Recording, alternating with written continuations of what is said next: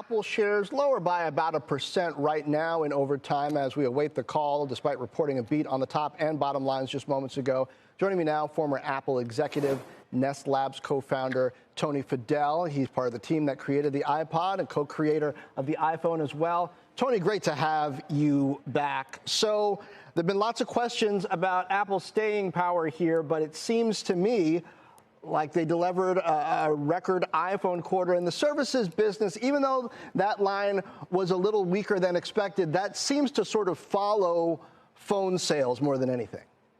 Absolutely. You know, look at the numbers. They just had a consistent, growth, not high growth, but consistent growth.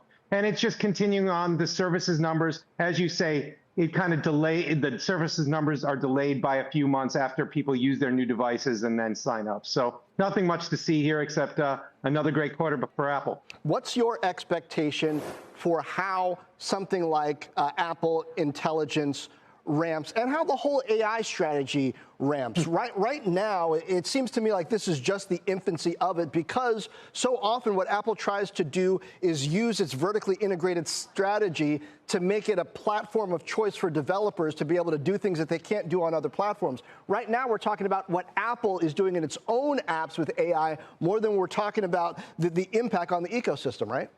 You're absolutely right. This is all about a platform play. They have a very modest initial offering that came out this week with iOS 18.1. It's just the Apple apps, but the APIs have now been distributed to all the developers. So now what we're going to see is what's going to happen over time, over the next 6-9 months, as the developers swarm in and start using these APIs and the next generation ones that are coming just in the winter and the spring. So this is very unlike Samsung and all the other competitors in the Android world, because they don't have the same API/AI hardware across the phone. So developers can't take advantage of AI at the edge or on the device itself, because they just don't have that kind of infrastructure, Android and the hardware that doesn't support it. So Apple has a very big leg up on AI at the edge versus anyone else out there. So help investors dream here, right? Because they got to really think forward to summer 2025, WWDC, what kinds of developer tools and capabilities and features might get rolled out to have an idea of what Apple might be able to do here that's different. But games are such an important part of the iOS platform. With AI tools, what can you build that's different than what you could have built before?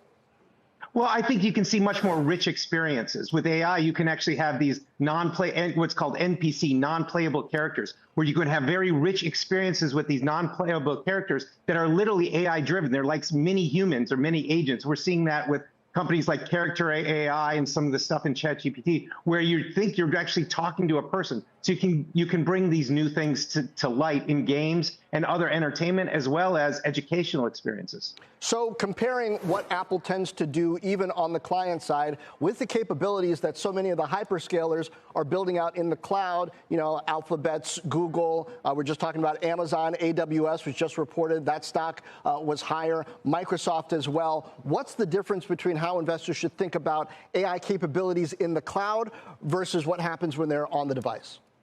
So first of all, you're going to have a much richer set of applications and things you can do with these huge models in the cloud.